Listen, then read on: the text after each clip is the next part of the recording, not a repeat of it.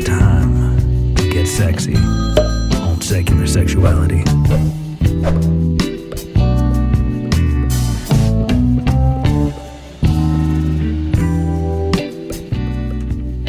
Hello and welcome to Secular Sexuality. I'm Christy Powell. Megan is joining us at AACon this weekend. On my right, I have our very favorite occasional co-host, Serafina Smith.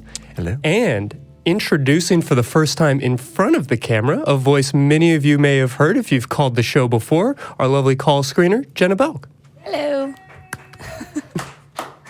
Thank y'all so much for joining us, and thank y'all for coming and joining us tonight.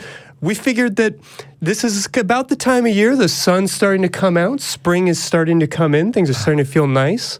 We can say goodbye to that seasonal affective disorder and, enjoy the sunshine. Mm-hmm. And, with everything in the news right now, with the Mueller report and every other just crazy thing that's been going on, we wanted to take a little bit of time this week and kind of just bask in some serotonin, a little bit of joy, and talk about some things that are just kind of making us happy this week. With all of the pressures of everyday life, we wanted to sort of highlight for you some of our favorite things, maybe introduce you to the thing that'll be your next favorite thing. So, we'd love to hear your calls. We'd love to hear your recommendations for things that get you excited, things that, music you can put on for that long spring road trip, as we're getting into the summer.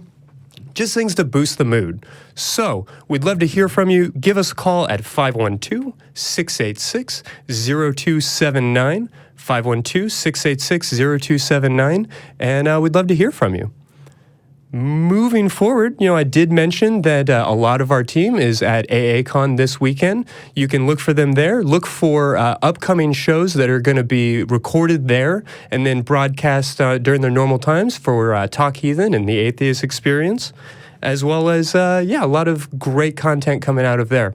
So, with all of that being said, let's go ahead and jump into it. Serafina, what is your first recommendation for anybody who might be starting spring cleaning, but having a little bit of trouble coming out of that winter depression hibernation? Sort of a mental spring cleaning of our emotions, so that we can better face the day and be hearty and happy Those and virile. Little pick-me-ups, yes. Yeah, they're vital, right? Mm-hmm. Indeed. For me, so I have a happy place, and it is called Hanakimi. Whenever I am really down, really low, maybe, I've had some sort of drama in my life, or I'm just depressed for whatever reason, I will drag out this show. It's based on a manga. The full name is Hanazakari no Kimi Tachihei. So close. You wanted it so bad too, right? They can edit that. I wanted it for you. We'll fix it in post. And it is so delightful that it was made into a live action show in Japan. It was then made into a live action show in Taiwan. Then Korea made their own, and then Japan was like, we got to do this again, so they just rebooted the whole thing and did another full series. So it's all over Asia, basically. And it's the story of a girl who is so taken with this high jump athlete that she admires, that when she finds that he has stopped high jumping for some reason, she literally goes across the sea, pretends to be a boy so she can go into the boys' school that he is attending, and tries to, figure out what's going on and help him. So what you're saying is it's very relatable, right? It's the type of experience that all of our Western viewers can absolutely relate to. The concept of a Japanese or Taiwanese girl pretending to be really into high jumping? Okay. Sure. All right. Sure. Cool. I mean, it's exactly. No. You keep going. Say the name again for everybody, and I should also mention that there will be links galore to all of this great stuff in the footnotes to the episode. But say again. The show is Hanazakari no Kimi Tachihei, or Hanakimi for short. It means roughly translated in full blossom for you, which is the theme of the show. And it's okay. So it's delightful. It's funny with like enough like silly slapstick humor to just sort of just make me laugh and forget about what's going on in my life. It's got enough like romance because it's all one continuous storyline, unlike a lot of American shows. The whole series is basically one long romance story. And so it's got a lot of romance to make me go, aw, and just sort of make me forget about my own, relationship issues if I'm having them. And it's, it's got a fun sort of gender dynamics, gender bending twist, which I find, fascinating. And it's even more fascinating to look at it through the lens of different cultures as they interpret it. And, what do they do with the one gay character? And what do they do with this? Because, it's interesting because you can, like, find out a lot about a culture's attitudes towards sexuality and gender and such by looking at the different ways that they relate the same story. Like in Korea, you have no idea that the one gay character is actually gay, and all of the weird accidental attractions are played for laughs and stuff, whereas in Japan it's all, it's still kind of played for laughs because they've still got a lot of repression there, but it's like taken seriously. There's some genuineness to that affection. Yeah. You're actually meant to sympathize with these characters. And so I find that really neat as a bonus. So yeah, it delights me and makes me happy, and that I think it would for many people as well in countries that are not in Asia. Yeah. So how does anybody go about being boosted by these things? I mean, do you have a recommendation, like Japan 1, Japan 2, Korea, Thailand? Oh my gosh. I don't imagine we're talking about Netflix here. I could write a fucking dissertation about this. But, right? Do you have to be like working towards a degree in Japanese studies in order to appreciate it? Like, what is the barrier to entry on this thing? No, watch the first Japanese version because it's just the best and it's fun. The Korean version is delightful in its way, but they play a lot more serious. So if you're more interested in a serious romance or drama, you can go for the Korean version. The second Japanese version you can skip entirely. The Taiwan version is more for nerds who've read the original manga because it covers a lot more of the story. Mm-hmm. So yeah, but you can generally find it online, or you can buy copies of it on Amazon. Okay. Yeah. Well, fair enough. Yeah. Definitely was not disappointed. Knew you were going to bring like some fire and heat. Appreciate that. Fire and heat. All right. Right. Jenna, what is boosting your spirits this spring? I've got a couple things that I do to kind of remove myself from the stress of politics and all that jazz. And one of my favorites, I know that, so I was telling Christy earlier that I've just started Game of Thrones. And just started, like this week. Episode 3. Decided now was the moment to jump in. Hey. Yeah. The last season apparently just came out. Right. So my husband didn't want to start watching it and then have to wait for the next stuff. So he's like, well, now that everything's kind of coming out, now let's start trying to figure out if we like this show or not. And so far, I'm liking it. But the reason I bring that up is because I've started watching The Last Kingdom on Netflix. And it's a very similar type of story. It's historical, and it's got that fighting and the gore and all that. But what I really like about this is that it's semi-based on real events. So it takes place in like year 780 something, 787. And it's... if you look back at our history, England wasn't England yet. It was heathens and Danes and Saxons. There were elves involved. No. Like King Arthur was, and Hadrian had a wall or something. Hadrian did have a wall. Yeah, liberal arts major. I'm not really entirely sure what happened. Well, there was Alfred the Great, which was a king.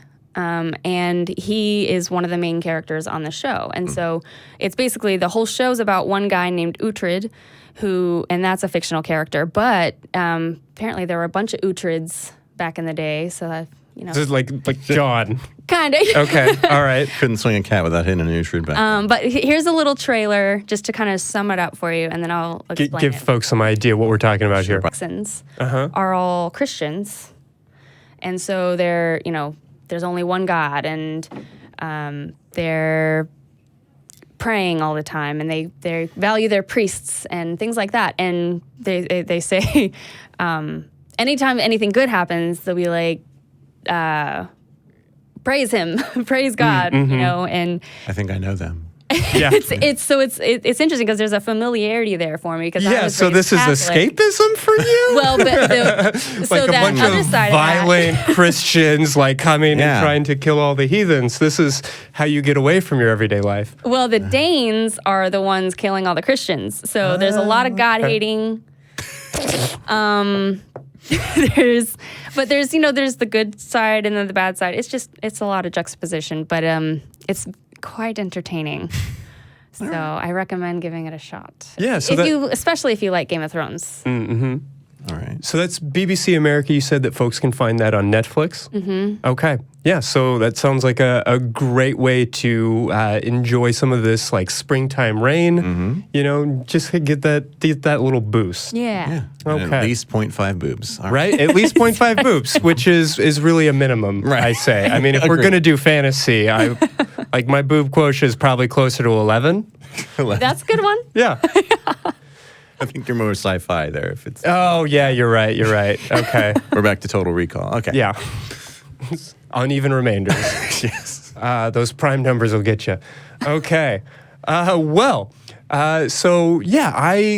wanted to talk about something that I was reminded of recently. I've mentioned before on this show, one of my absolute heroes is Esther Perel. Mm-hmm. If we ever have the opportunity to like sit down and do an interview with her, you can expect my resignation like the next week. Like I'll be done. I'll have achieved everything in life that I've ever been trying to do. She is just an absolute brilliant writer and speaker and therapist, particularly working with relationships and sexuality and these things. And she has this remarkable podcast. This is Where Should We Begin, which I, struggle to not say with every single one of my clients when they sit down, But it is real life recorded couples counseling sessions. They've, removed all the names and everything to de-identify folks, and everybody's consented to having this made public. But she takes an actual couples counseling session, edits it a little bit, and then puts it out there for the world to hear. And I know that sounds like such therapy nerd stuff, but I swear. How is this escapist for you? Right? That's a fair point. That sounds like bringing your work home. Oh, man. In a lot of ways, I suppose it is, but I have to tell you, she has just such a remarkable insight into people. And I know that they do like a lot of research on these couples before they come in. I'm sure that there's like some behind the scenes stuff to how she's able to do this. But if you listen to these podcasts, we're talking about like 45-minute episodes. She will have just these amazing, like crystallized moments where she can just look into somebody's soul, see exactly what's going on, and flip a switch. Wow. The types of insights and the types of stories, they introduce every episode by saying like, these are true stories and real voices, not actors, and all this. And it is just the most beautiful and remarkable depiction of our humanity. It really reminds me of kind of why I got into this business and what I want to do. So it's like very empowering and uplifting in that way. But whether it's therapy or, being a cooper or shoeing a horse or blacksmithing or whatever crazy thing it is, watching somebody at the absolute peak of their field working is just a remarkable thing to view. Yeah. So it's very beautiful. They're incredibly human stories, and I super highly recommend it. It's on Audible and I believe Apple's iTunes podcasting. So those are the two places you can check out Where Should We Begin by Esther Perel. Also a shout out to her 2 books, and also a shout out to like, hey, join our show, open casting call. If anybody is like a cousin of a nephew of a niece who happens to, I'm not going to do the genealogy work on that, but Right. just get her our number. We'd love to hear from her. And we, of course, would love to hear from y'all. Again, not as much, but yeah. Right. I mean, she will get priority if she calls in. Right. We would love to hear from you as well, though. So please feel free to give us a call. We are also always looking for your emails. That's sex@atheist-community.org. And thank you very much. I can read an email address. Got it. That's why they moved me into the big chair. I know. Right? I was impressed already when you used Cooper in a casual conversation. Like, who knew? Who actually knows what a freaking Cooper is? And then I just got on a weird roll with like bizarre craftsmanship and like jobs that don't exist anymore. Right. But whatever. That's the type of like escapism that I'm really looking for on a week like this. I don't know about the rest of you out in the country, but Austin has had some of the craziest weather. Oh my gosh. And it has just been kind of a downer. Like every time the sun starts to come out and you're like, oh yes, summer is coming, winter is over, then you're just getting pummeled. So this is a great time to find those little things that just kind of boost your spirits a little bit. I freaking love it. I love gray skies. It's dreamy. Well, I mean, it is a good opportunity to hold yourself up with a good Netflix show or something like that. Mm-hmm. I don't know what y'all's budget is, for media, for pop culture, for those kinds of things. But I have found for myself that, it's looked down on. Like, you should be out doing things. You should meet people. You should be hiking. You should be biking. You should be living your life instead of wasting it in front of the boob tube. Make something of yourself, by God. I think that's a huge part of living and learning and growing, is learning when to turn off. Mm-hmm. Yeah. Just sit down and just be quiet and just relax. There's a time for everything. Yeah, we have this weird obsession with like productivity in our culture. Especially today. Yeah, that like Calvinistic work ethic, that American gumption, I was going through a list of 22 ways that other countries can identify Americans that Americans don't know about themselves, and that is one of them. Like, the whole time is money thing is not unique to our nation, but it's certainly deeply embedded in the way we see ourselves. And it is important to recognize that you don't have to be learning at every moment. You don't have to be, putting something out there. You can really just enjoy things. And, as we've talked about on this show over and over, you are going to end up learning stuff as you do it. Seeing how other people live, how other people view the world, and just being introduced to new ideas is incredibly valuable. So, with that being said, Sarah, are you ready to tell us your second serotonin rush? Serotonin? Why? See what I did there? Why do we keep having her back? That's good. Okay. Well, now that I've blown my load there. So on the last show that I was on last month, we had a caller who, like, halfway through the call, suddenly brought up role-playing games. Yeah, I remember that. Yeah, and how, that person was exploring, their sexuality and themselves basically through that. And so, naturally, since I play and have played role-playing games for many years at this point, that was something that I thought I should talk about here because, every couple of weeks I'll get together with friends, we'll bring out the dice and character sheets, and we will just, spend several hours just being other people, doing goofy or serious adventures. And it's, there's, when I was a kid, it was like this really, really, really niche thing that if you even ever talked about, you were like kicked in the playground or whatever. Yeah, I'm actually very curious about the kind of the evolution of nerd culture. I mean, now like we're all waiting for the new Avengers movie to come out with bated breath as a society.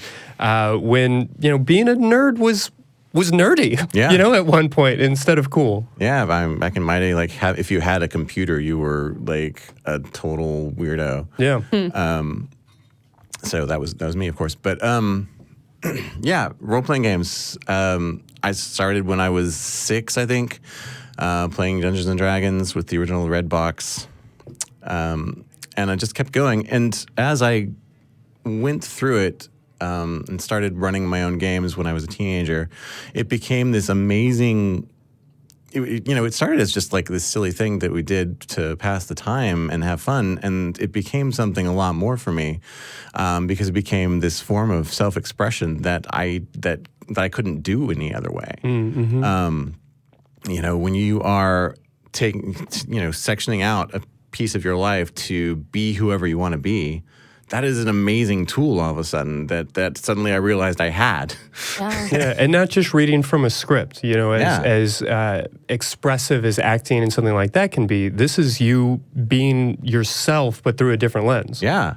And so there are so many ways that you can take that and grow from it, because not only can you express parts of yourself that you don't necessarily know how to express yet and explore them and see what they'd be like, you also get to just be people that are just unlike you, and suddenly you are just forcing yourself through the medium of fun to experience perspectives that you would not have experienced. And it's really amazing, and it's especially great for clearing the brain for me, because I'm literally separating myself from my own story. And putting myself into another story. And so when I get to the other side of that, I can look back at what was going on beforehand and what was like super important and stressful to me before that. And it's kind of distant, because I've been enacting a different story for a while. Mm-hmm. And so it's a little bit of free therapy there. That's awesome. Yeah. Yeah. My big question is, again, how do people get into it? Because I know if I go to some big comic shop on, a Saturday morning and I see all of the people coming with their very elaborate setups, it feels like there's a lot of gatekeeping. And it's pretty intimidating to come in off the street, as it were, or, maybe even if you are joining with other friends and people who are like wanting you to do this. I know that when I get just confronted with a long list of rules and a bunch of people who have been doing this for, every Saturday, and it turns into such an elaborate thing, it can be really intimidating to put a toe in the water. That's really true. And some of the ways people get around that, sometimes you can go online to online games, at which point there's a lot less commitment, a lot less that you have to put into it. And so if you find out that this is a bunch of assholes that you don't want to be with, you can move on to a different, subreddit or whatever the kids do these days. Discord, I don't know. Back in my day, we used paper.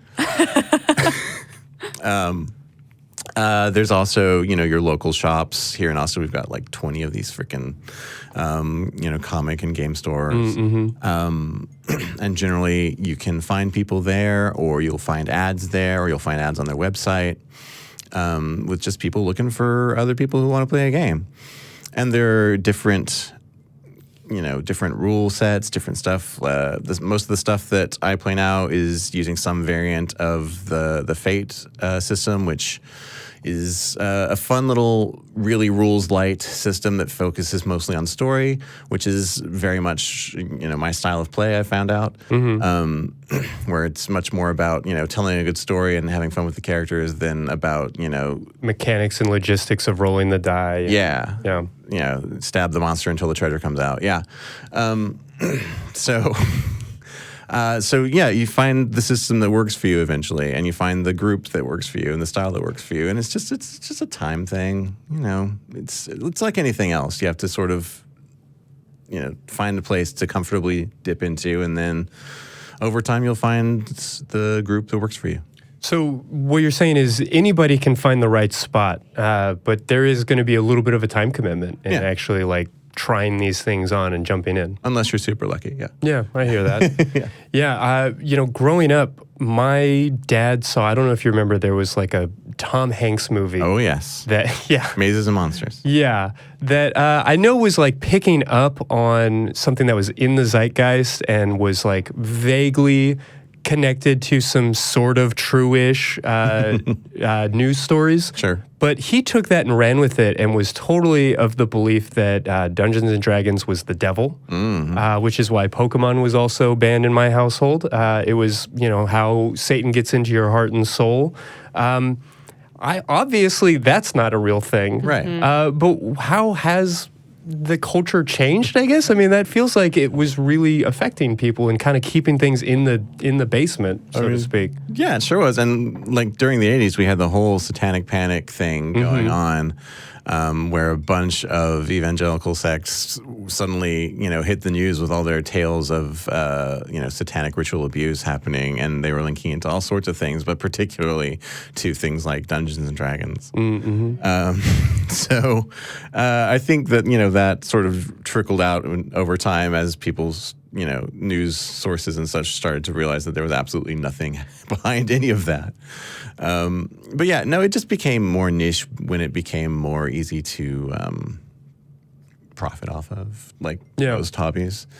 Yeah, I mean, I don't even have to ask. I know that there are tons of people in the chat, tons of people watching that are very active in not just Dungeons and Dragons, of course, but a number of different roleplay communities. But I guess we can assure anybody who's maybe curious about jumping in that they will not at any point be asked to sacrifice their cat or father or any other, living. Can we confirm that? It's making me uncomfortable that you haven't actively, verbally confirmed that. This feels like it should be an easy question, Sarah. You're making me more concerned the more you think about this. I mean, it's not a yes or no. I mean, it's a very yes or no. It's not really a nuanced sort of question. I mean, what kind of party do you want? I mean, do you want to liven things up or not? Okay, all right. Just, we're asking about, what makes me happy. Okay, so find a comic book shop near you and maybe perhaps sacrifice a cat. I don't know. Yeah. Okay, so people should bring their own goat. Yeah, all bring right. your That's. I think that's a good tip. BYOG. I think that's a great tip. Okay, well, before we get any further along, I did want to go ahead and jump on the phones. I'd like to talk to Puck in Ohio. Hello, Puck. You are on the air. Hey, everybody. Howdy. Hi. What's on your mind? Well, first of all, this is my first time calling any ACA show, but I've been watching for a long time. Yeah, great. Glad to hear it. Usually I work Thursday nights, so I can't watch Secular Sexuality, but I had Thursday night off today, so I said, hey, okay, I can contribute to this one. Yay! Dynamite. Thank you. I had a question about poly relationships. And I've been poly with my wife ever since we've been married. Like our first time with another person was our wedding reception, right? So we've been doing this for a long time. But it seems to be very difficult to find a poly community that doesn't also involve a lot of other kink. Yeah. And we're very vanilla. We just happen to like more than just one other person in the room. Yeah. Does that make sense? Yeah. So it's weird to try to find that intersection of people who are poly or at least don't mind that their partner is married to someone else, but not also into a lot of other kink. Like I've met people who are into BDSM and CGL relationships, and that's not really my thing. It's interesting to try, but I just couldn't really get into it. And just trying to find people who are interested in being in a relationship with someone who is poly, but not also engaging in a lot of the other stuff. Like, what experience do you guys have with poly but no kink? Yeah, it's a very reasonable question. I mean, yeah, all I can say is, we've had a guest on this show who actually runs a kink and poly Facebook group, specifically because the larger poly group kind of rejected all of the kink stuff that was just sort of assumed to be part of that. So I hear what you're saying in the sense that poly people do very often just sort of take it for granted that you're going to be, probably specifically into BDSM, let alone some of these other kinks. So it's a very real problem that you're describing. I definitely relate to it. In terms of solutions, I go back to just kind of the old standby of just keep fishing, just keep fishing. But what do y'all think? What can you recommend? I would say the same thing. Just keep trying. It's just like with any relationship. You can meet somebody that's into BDSM. You can meet somebody that's vanilla, but just like when you meet anybody, you just never know what you're going to get. So yeah, at the very least, I can say that there are certain dog whistles, I guess, in like a more monogamous culture where you can sort of signal to people that you're interested in BDSM, whether that's, specifically going to a munch or whether that's, just including something in like your dating profile picture that, is kind of off kilter. I mean, anytime you see like any piece of leather on a Tinder profile, you can almost sort of assume, it's not a guarantee, but like you kind of know what you're looking at. Whereas, there is not a way to signal to other vanilla folks that that's kind of what you're interested in. I mean, there's truth to that, right? I actually wonder if you could start your own poly vanilla group. Yeah, I mean, that's something I've seen people do and have a lot of success with, actually. Yeah,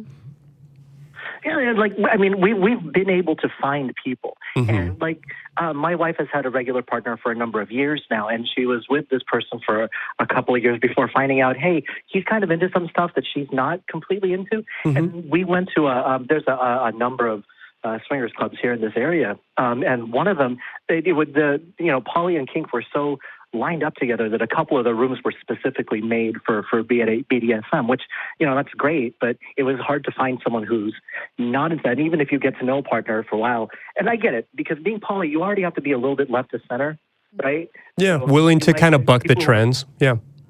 Yeah, so it kind of makes sense that people who are poly might be a little more on the experimental side and want to try some other new things. But, it's like we're not really hurting for finding partners. It's just really weird that it seems to be difficult to find someone who's poly but straight up vanilla.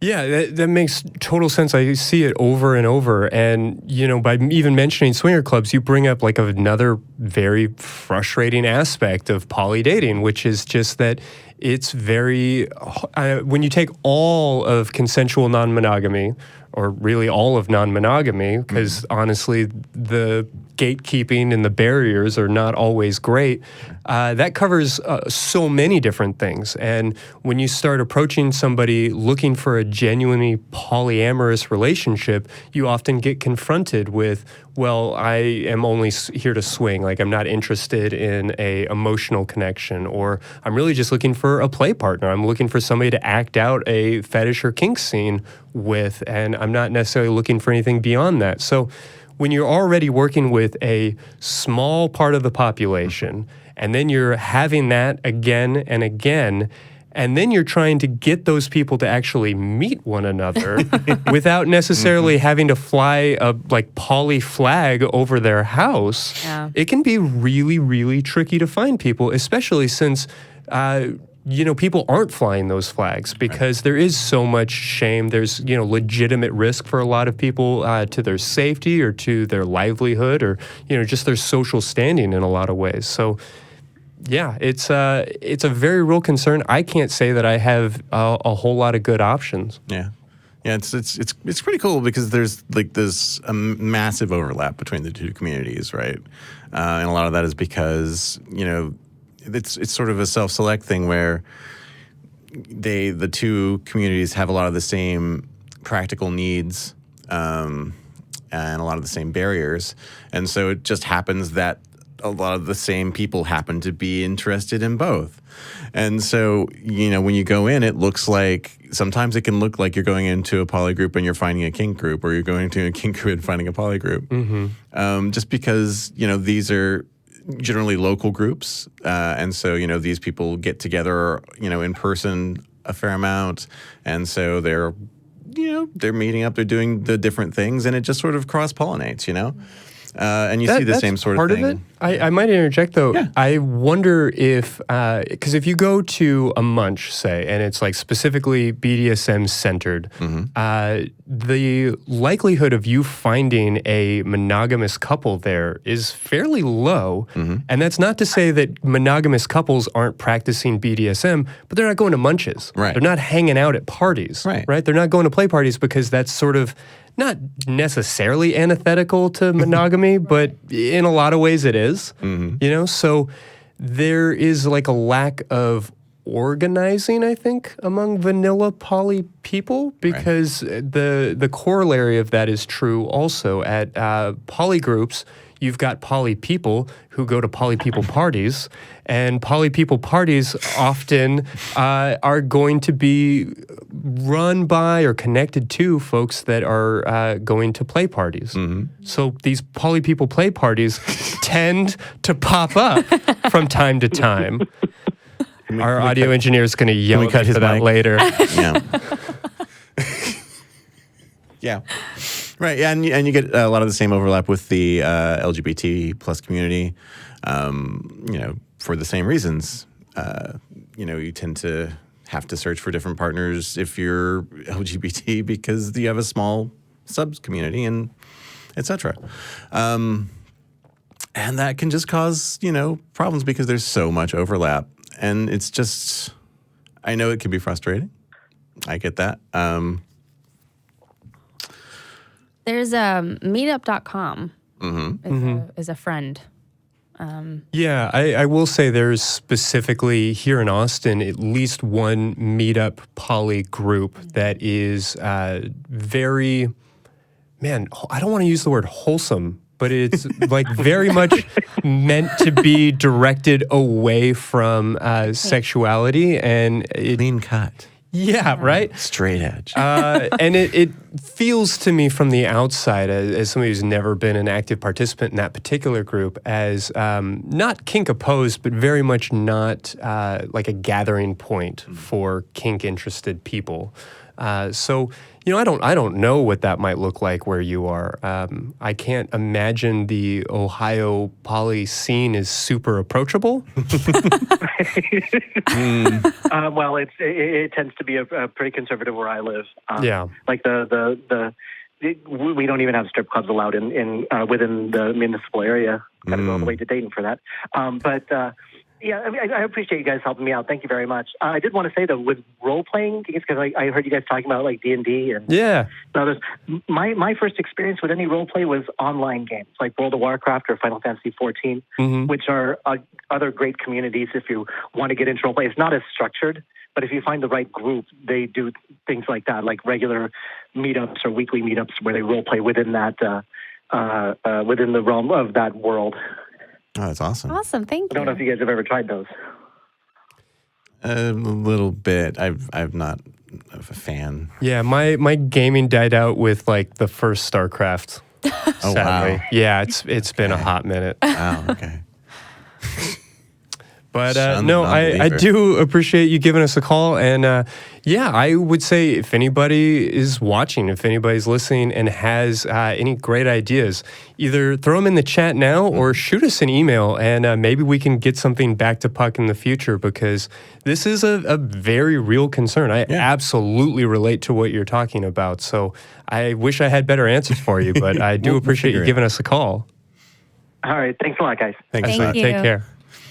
Like, I knew what you meant when you were talking about dog whistle, but in the context of the conversation, all I could think was like, you know, big Dom blowing a whistle. Oh, right, for some sort of like pet play scene. Yeah. So, yes, they do have some dog whistles that you could recognize. Yeah. That is the danger of this show, because we are on the internet, we are talking about sex, and so we are kind of our own Rule 34. Oh, yeah. You know, we are bringing in the porn versions, the sexualized versions of our own metaphors and everything else. So that's because it's time to get sexy. Yeah. Bringing it out of the bedroom. Oh, right? Yeah. Yeah. Well, I guess speaking of things ripe for porn parody, I don't know how to segue this, so I'm just going to roll with it. What isn't? Right? Yeah, seriously. It's the internet. Yeah. Everything, you know?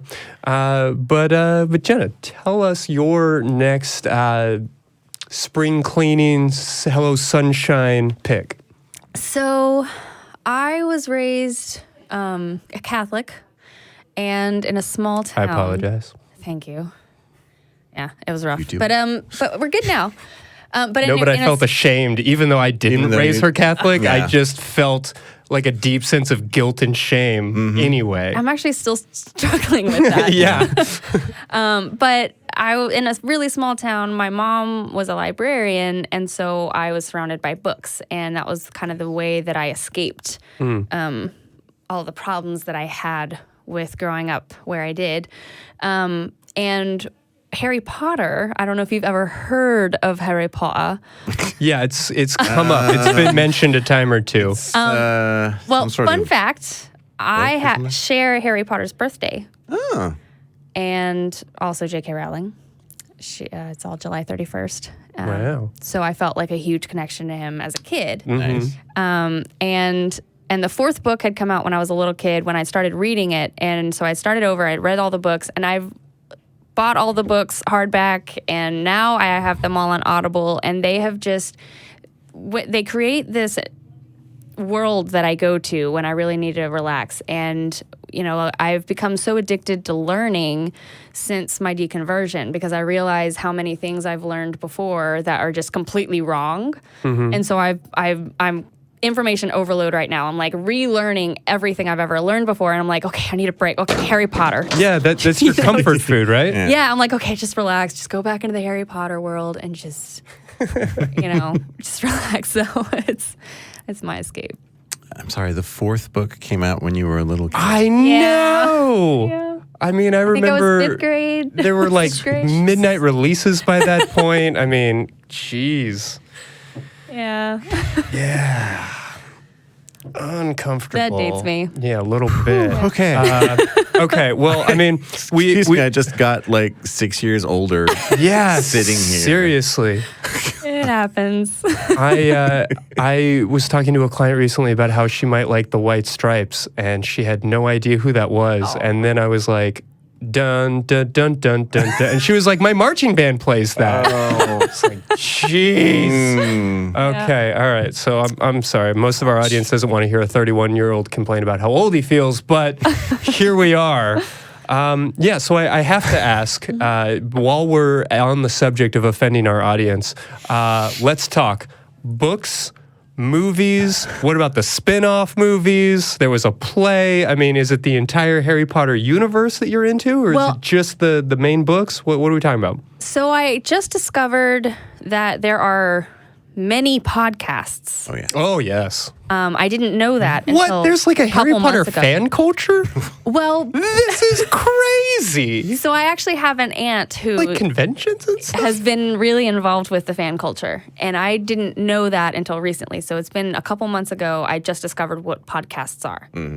Okay, I know they've been a thing for a little while, but I've been in a bubble. Yeah, this particular podcast has been a thing for slightly more than a couple of months. And so I've been listening to a couple of them, and they've been, there's Harry Potter, there's Pottermore, and there's all these different Harry Potter sites, and there's a lot of information that I didn't know about Harry Potter. Like, you can basically talk to J.K. Rowling and say, where did you get the idea for this? And it's really cool. There's a lot of back information, but I found that I don't really care about that stuff as much. It's more about where it takes me to. So I just kind of have the audio books and just listen to them and just kind of Just the OG material. it's just the familiarity. The fanfics.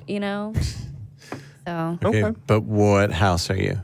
I'm Slytherin, which makes sense in a lot of ways. Team Jacob. Yeah. Am I doing this wrong? I think I'm doing That's the Harry wrong Potter wrong. story. No, you're great. The You're studio perfect. audience is giving me a face. That's exactly right. All right. My mistake.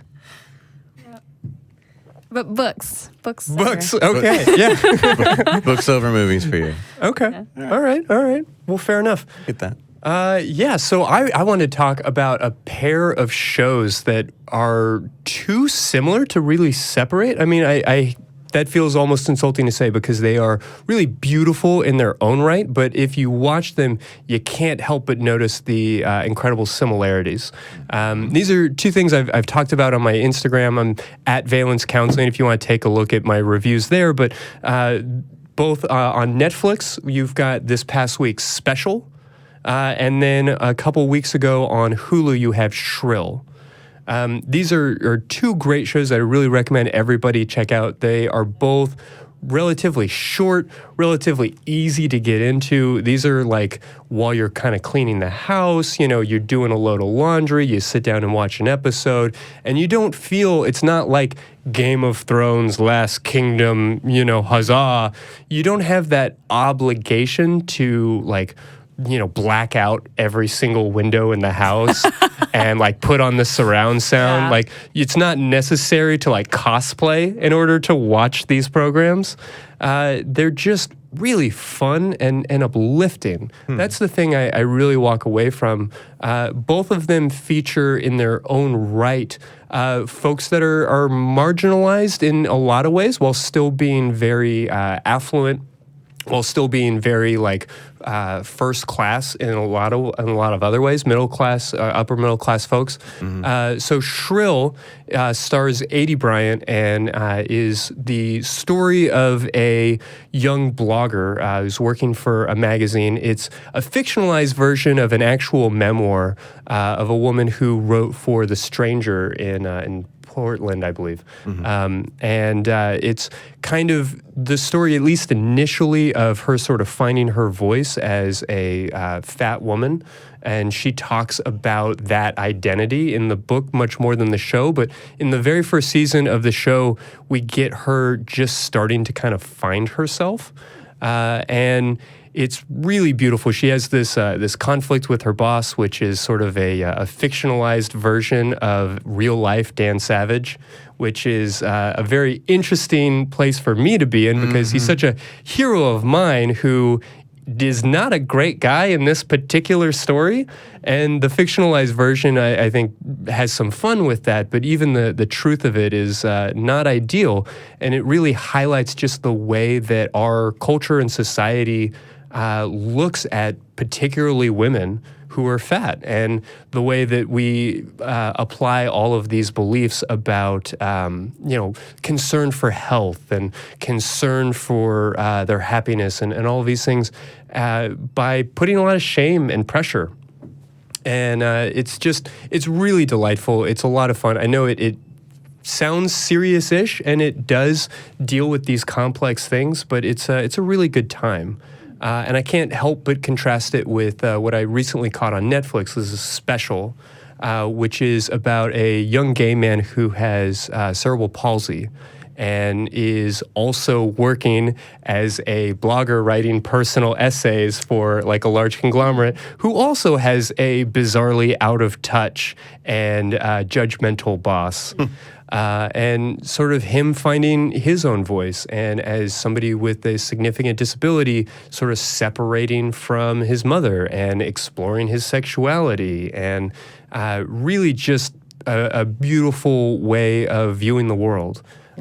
So that is Special on Netflix, Shrill on Hulu. Again, I've got more full and longer reviews on my Instagram. But yeah, I thought that those were absolutely great and a really good way to kind of get that spring cleaning going. Yeah. Okay. That's awesome. Yeah. So with that said, we do still have some lines open, and we would love to hear from you. That's going to be 512-686-0279. We'd love to hear what's getting you, out into the sun. What are you doing to just sort of enjoy yourself and, boost your spirits a little bit this season?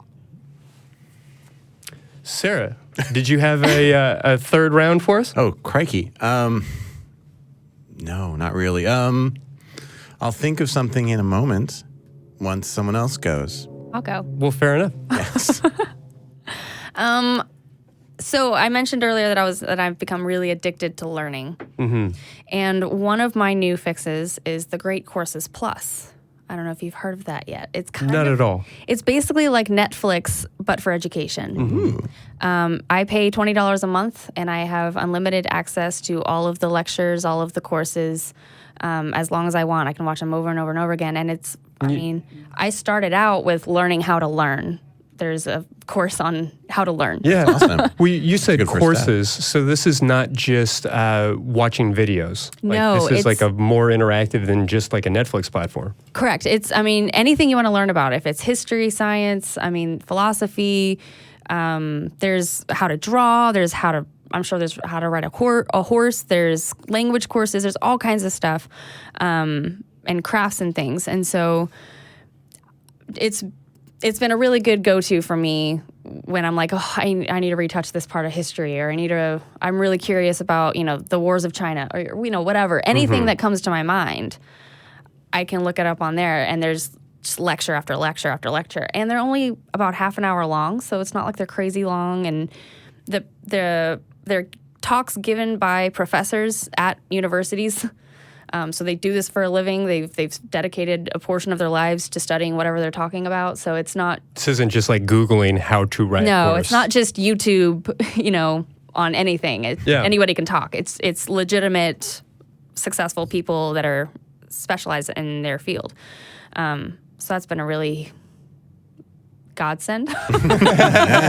Do you feel like it benefits you, like outside of just the new skills and information that you're learning?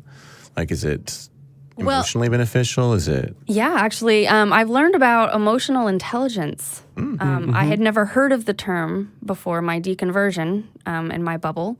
And so now I've learned that emotional intelligence is probably more important than intellectual intelligence. And it's not just managed by God. Like, you It's actually not- have to try at not managing about- your emotions. exactly. Cheers. It's not about just, ignoring your problems and just being And having happy faith, with it, accepting your what trials. the Lord has given you. No, it's about, oh my gosh, I'm feeling really angry. I wonder why I'm feeling angry. Oh, well, maybe I can do something about that. Yeah. So that has changed my life in so many ways. It's education. I didn't really care about learning as a kid. I was so focused on other things. I just wanted to be happy. I just wanted to have fun. And so I was looking for things like Harry Potter and more books, more escapes. And now that I don't have anything to escape from, I can embrace the reality. And it's literally changed I lost 40 pounds in 8 months because of what I'm learning now. Wow. Legitimately. So you've been, studying nutrition and how to everything. learn and everything. Everything. Okay. Any amazing skills now? Can I call you if I need plumbing help, or what? What should I quite. look forward to on this? But I have noticed that I've been talking to some girlfriends of mine, and I've noticed that I've been a better friend. I'm more able to listen to the problems that they have, and not only ask, well, do you want my advice? Because I've learned about unsolicited advice. People just don't want to hear it. Yeah. Even when they pay you to sit there for an hour, they tend to not want to hear your advice. So I get it. So there's that, but it's like, if they tell me that they want to know, then I'm like, well, this is what I would do. And what I would do now is very different than what I would have done in the past. And so I think that the advice that I'm offering people is better. I think that the advice that I'm offering myself is better. That's negative self-talk thing. That's a huge part of religion. So I'm countering that with the things I'm learning. So it's interesting. So Last Kingdom is based on somewhat historical events. Yeah. Downton Abbey is another obsession of mine, also somewhat based on historical events. Sensing a theme, yeah. And so this historical, political perspective that I've seen through these dramas has made me interested in, oh my gosh, like that kind of gives me a window into what it really could have been like. And the fact that you can really people think differently.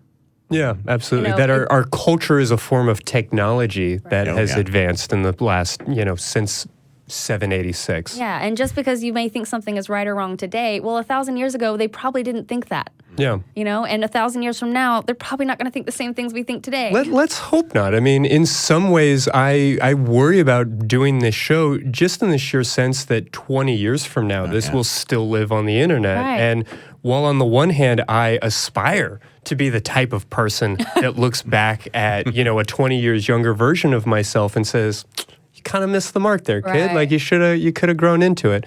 And I want to be that person. I'm also terrified, right? That there's going to exist a permanent record of all of my often flawed opinions. Right. You can't hide this. You can't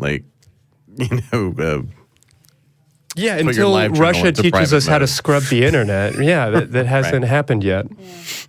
So it's just fast. It's been literally life-changing. So That's awesome. Yeah, I don't know about you, but I feel like she kind of kicked our ass on I know, right?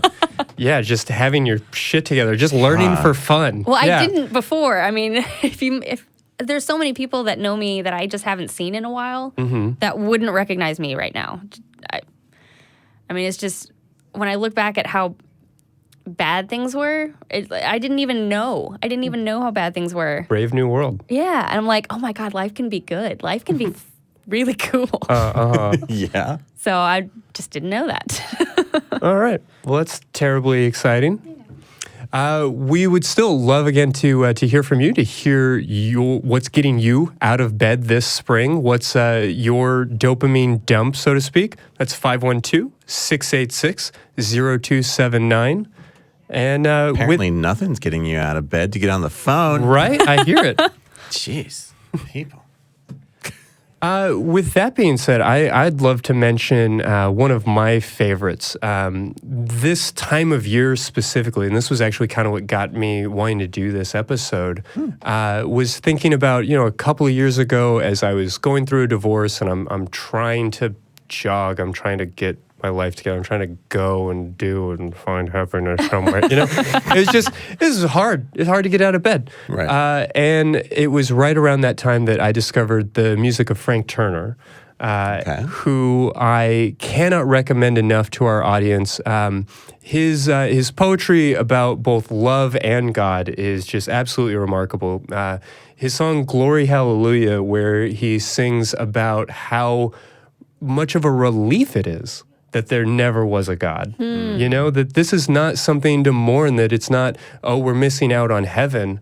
It's in fact this idea that we don't have to be burdened by these bullshit beliefs, these like ridiculous ideas, that there's so much excitement in living each day for today, in living your life for the now, in not spending what little time we have here thinking about how to save up for some imaginary eternity. And how this is actually a great opportunity. And not only that, but he's like right on the sweet spot for me because he started off in a like pretty successful British punk band, 1 Million Dead, some folks may remember. Okay. And came out of that to do sort of like an acoustic-y folk thing, but still has that deep-seated like punk heart, which as I get slightly older, I find myself more and more wanting like the punk spirit, but like with a little more acoustic guitar, right? A little bit less like power chords and screaming, Yeah. I get you. yeah, so just the absolute heart of a poet. To anybody who's interested, I would definitely recommend starting off Songs of Love and Ire. Just absolutely beautiful. It's the perfect sing-along for your summer road trip, for that like long weekend vacation. Absolutely dynamite. Check him out, Frank Turner. Cool. Haven't heard of him. I'll have to look him up. Yeah, please do. Please definitely. All right.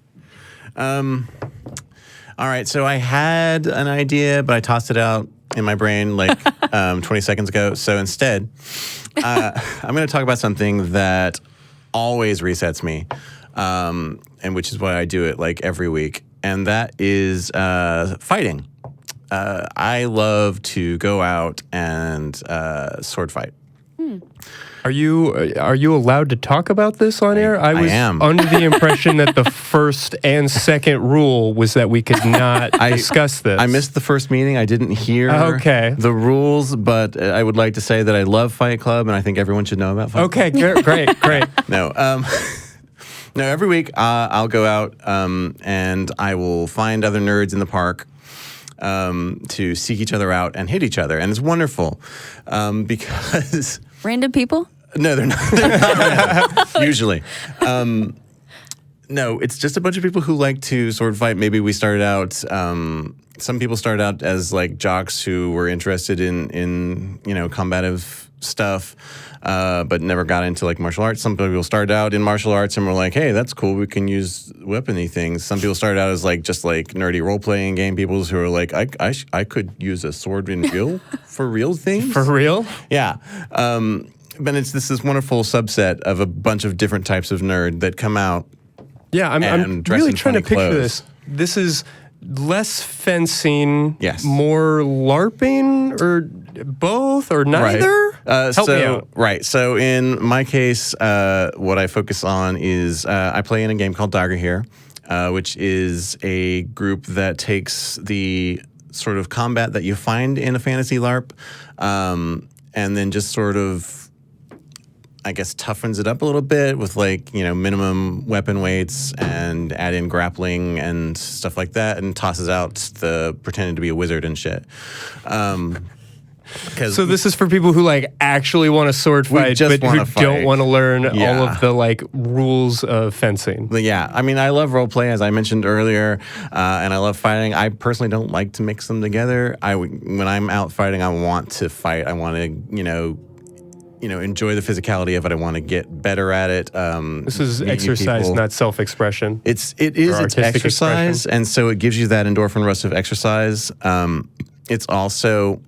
It's just, if you're not involved in something that is a sort of a competitive physicality, I don't know how to convey to you the joy and discovery of going out and engaging in something that pushes you to the limits and is in amongst other people. Mm-hmm. And it's fun at the same time because you start to... Are you a good loser then? Oh, yeah. Yeah. All the time. Better than me then. So if you're getting like joy and like an endorphin rush out of it. Yeah, no, it's great. It's just... You learn so much more about yourself in ways that you haven't. Yeah. I didn't know how my body could move before I started fighting. I really had no idea. And then my body was able to move in different ways and more.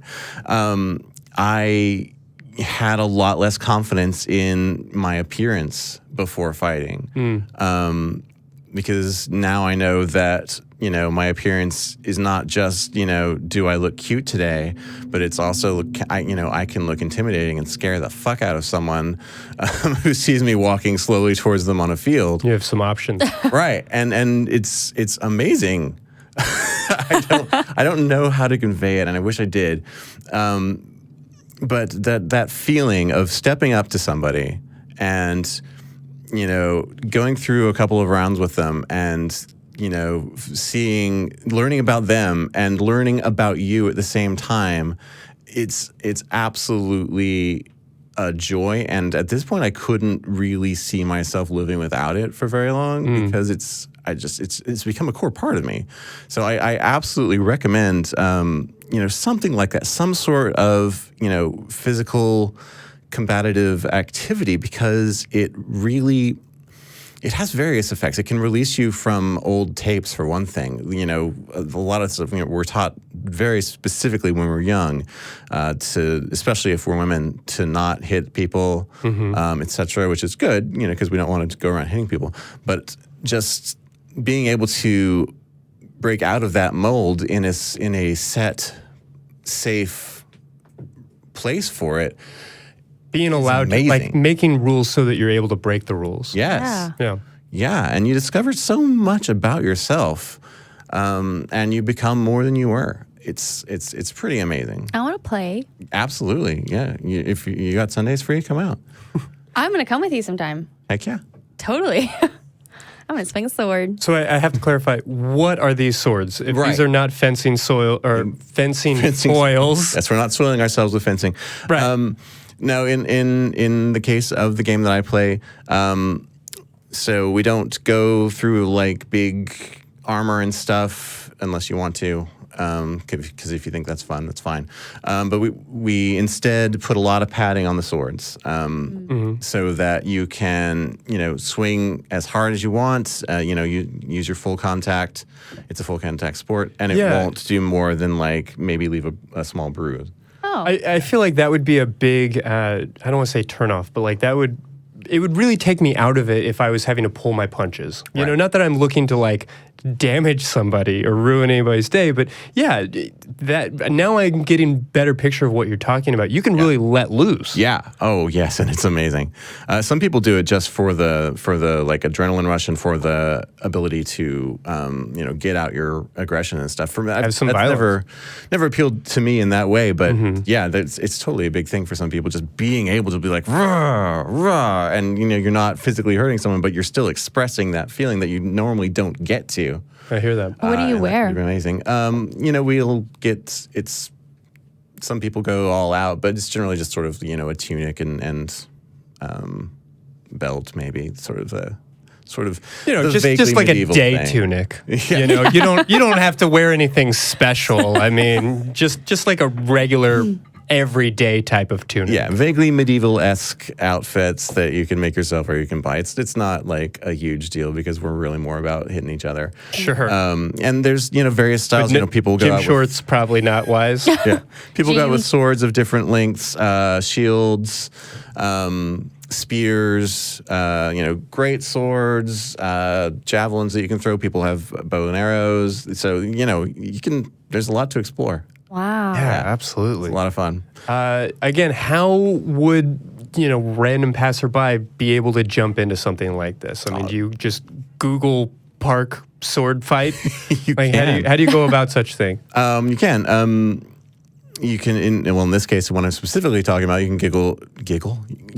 Go ahead and giggle it up. You can Google if you want. You can Google Dagor here, Dagorhir.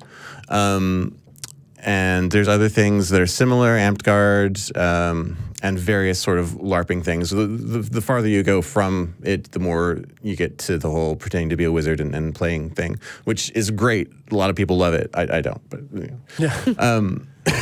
And so you can Google that and find a local park. We've got a great one here in Austin that I'm at. And if you are literally a passerby, and see people, fighting the park, you can, and people do. Don't call the cops. Go up. People do that too, but you can just go up and say, "Hey, what are you doing?" And we will, someone will rush out to talk to you and be like, "Hey, yeah, this is this cool game that we play, and we've got this extra equipment if you want to, try it, and we'll, teach you the rules. It's great. Oh, that's awesome. It's a lot of fun." Okay. Yeah. Well, that sounds like an excellent time. I just want to say that a big boost for me, and I know this is cheesy, but I apologize, boy. Here is we go. really just all of the activity here at the ACA. It's something I tend to fall back on. Obviously, being here in Austin, I have a literal as well as metaphorical foot in the door. But then I'm able to connect to things like our Discord server, or I was one of those that had pretty much gotten away from Facebook. I never had one of those sanctimonious "I'm leaving forever" kind of moments. Which I guess everybody does at some point, but. Yeah, I have found, we were talking to folks earlier about how to find poly partners and things like that. And I can tell you, party people, that the best way to find poly partners is often through Facebook groups. And, that's where I'm learning to find my community. And I have sort of tacked on to that, the ACA and everything that is. And there are so many wonderful people that I have never met in real life that I do have meaningful interactions with and a real genuine sense of community with because of that specific platform, but also through the ACA newsletter, through all of the podcasts and shows and everything else that kind of helps bring us all together. So, with that, we really appreciate you joining us. Of course, you're welcome to shoot shoot us an email. We'd love to keep the conversation going and to hear more. Look for links and footnotes to all of these different things that we've talked about in case you didn't have a pen handy as you were, jogging and listening to the podcast or however else you take in your secular sexuality. And otherwise, I would just like to thank everyone and remind them that whether it's on an online role play or in a live action park situation, whether they are, learning at their computer or watching a Game of Thrones medieval, Last Kingdom type craziness, lights on, lights off, Japanese version, Korean version, Taiwanese version. Everyone out there should just go ahead and give themselves a big ol' orgasm. Or better yet, give somebody else one.